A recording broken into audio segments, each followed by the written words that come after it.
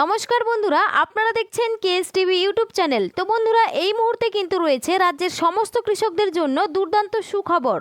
তো আপনি যদি একজন কৃষক হয়ে থাকেন এবং পশ্চিমবঙ্গ সরকারের কৃষক বন্ধু প্রকল্পের 2026 সালের প্রথম কিস্তি অর্থাৎ খরিফ মরশুমে টাকার জন্য অপেক্ষা করে রয়েছেন, তাহলে কিন্তু আপনার জন্য আজকে দুর্দান্ত সুসংবাদ রয়েছে। কারণ 2026 সালের যে প্রথম কিস্তি অর্থাৎ খরিফ মরশুম, সেই টাকা দেওয়ার প্রসেস কিন্তু শুরু করা হচ্ছে। অর্থাৎ সামনে রয়েছে বিধানসভা ভোট। তো সেই বিধানসভা ভোটের আগে কি এবার খরিফ মরশুমে টাকা দেওয়া হবে? তো সেই বিষয়ে কিন্তু বিস্তারিত আলোচনা করা হয়েছে আজকের এই ভিডিওটির মাধ্যমে। তাই ভিডিওটি স্কিপ না করে শেষ পর্যন্ত দেখবেন।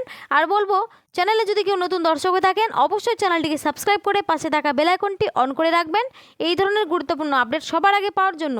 তো চলুন আজকের ভিডিওটি শুরু করা যাক। দেখুন, আজকের আপডেটে বলা হয়েছে কৃষক বন্ধু প্রকল্পের প্রথম কিস্তি অর্থাৎ খরিফ মরশুমে টাকা দেওয়ার কাজ শুরু। তো চলুন বন্ধুরা, আমরা এই বিষয় নিয়ে একটু বিস্তারিত আলোচনা করি। দেখুন, খুব শীঘ্রই রাজ্যের কৃষকদের জন্য আসতে চলেছে বড় সুখবর। আর অপেক্ষা নয়, খুব তাড়াতাড়ি কৃষকদের ব্যাংক অ্যাকাউন্টে পৌঁছে যেতে পারে কৃষক বন্ধু প্রকল্পের প্রথম কিস্তির টাকা। মমতা ব্যানার্জির নেতৃত্বে চালু হওয়া এই কৃষক বন্ধু প্রকল্প আজ পশ্চিমবঙ্গের লক্ষ লক্ষ কৃষকের কাছে শুধু একটি সরকারি প্রকল্প নয়, বরং কঠিন সময়ে পাশে দাঁড়ানো এক বড় ভরসা। এই প্রকল্পের যাত্রা শুরু হয়েছিল 2019 সালের 1 জানুয়ারি। প্রথম দিকে কৃষকরা বছরে সর্বোচ্চ 5,000 ও সর্বনিম্ন 2,000 টাকা পর্যন্ত সহায়তা পেতেন। কিন্তু সময়ের সঙ্গে কৃষিকাজে খরচ যেমন বেড়েছে, তেমনই বেড়েছে কৃষকদের প্রয়োজনও। সেই বাস্তবতাকে সম্মান জানিয়ে 2021 সালের 17 জুন চালু করা হয় কৃষক বন্ধু নতুন সংস্করণ। এই নতুন সংস্করণে কৃষকদের জমির পরিমাণের অনুযায়ী আর্থিক সহায়তা দেওয়া হয়। যাদের জমির পরিমাণ 1 একর বা তার বেশি, তারা বছরে মোট 10,000 টাকা পান। আর যাদের জমি 1 একরের কম, তাদের দেওয়া হয় বছরে মোট 4,000 টাকা। এই টাকা বছরে 2 দফায় দেওয়া হয়। প্রথম কিস্তি এপ্রিল থেকে সেপ্টেম্বরের মধ্যে এবং দ্বিতীয় কিস্তি অক্টোবর থেকে মার্চের মধ্যে। তবে এই প্রকল্পের সবচেয়ে মানবিক দিক হলো, যদি কোনো কৃষক যার বয়স 18 থেকে 60 বছরের মধ্যে হঠাৎ যদি অকাল মৃত্যুর শিকার হন, তাহলে তার পরিবারকে এককালীন 2 লক্ষ টাকার আর্থিক সহায়তা দেওয়া হয়। গত কয়েক বছরের অভিজ্ঞতা বলছে, কৃষক বন্ধু প্রকল্পের প্রথম কিস্তির টাকা বিভিন্ন বছরে বিভিন্ন সময়ে কৃষকদের অ্যাকাউন্টে ঢুকেছে।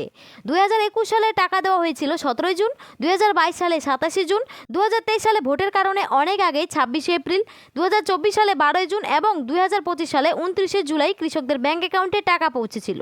চলতি 2026 সালে পশ্চিমবঙ্গে বিধানসভা নির্বাচন রয়েছে, যদিও এখনও নির্বাচনের দিনক্ষণ ঘোষণা হয়নি। সূত্র মারফত জানা যাচ্ছে, বিধানসভা নির্বাচনের আগেই কৃষক বন্ধু প্রকল্পের প্রথম কিস্তির টাকা দেওয়া হতে পারে।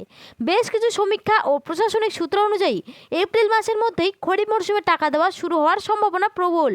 যেসব কৃষক নতুন করে কৃষক বন্ধু প্রকল্পের নাম নথিভুক্ত করতে চান, অর্থাৎ নতুনভাবে ফর্ম ফিল আপ করতে চান, তাদের প্রয়োজনীয় নথিপত্র নিয়ে নিকটবর্তী কৃষি অফিসে যোগাযোগ করতে হবে।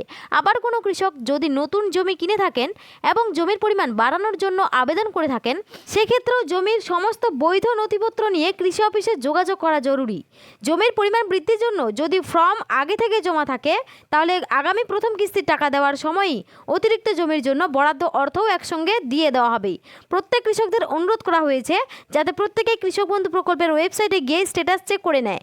যাদের আধার নম্বর দেখাবে না, তাদের নিকটবর্তী পঞ্চায়েত অফিসে নামের তালিকা দেওয়া হয়েছে, সেখান থেকে আপনারা দেখে নিতে পারেন। তো বন্ধুরা, এই মুহূর্তে কৃষক বন্ধু প্রকল্পের যে অফিসিয়াল ওয়েবসাইট রয়েছে, সেখানে স্ট্যাটাস চেক করলে দেখা যাচ্ছে ট্রানজ্যাকশন স্ট্যাটাসের ঘরে কিন্তু ফাঁকা হয়ে আছে। অর্থাৎ মনে রাখবেন, যখন টাকা দেওয়ার কাজ শুরু হবে, তখন কিন্তু এখানে দেখবেন প্রথমে ঘরটি ফাঁকা হয়ে যায়, অর্থাৎ ফাঁকা থাকবে। তারপর ধীরে ধীরে এখানে দেখবেন চলে আসবে এডিএ আপলোডেড, তারপরে ডিডিএ অ্যাপ্রুভড এবং আসবে অ্যাকাউন্ট ভ্যালিড, এবং তারপরে কিন্তু কৃষকদের অ্যাকাউন্টে টাকা দেওয়া শুরু হবে।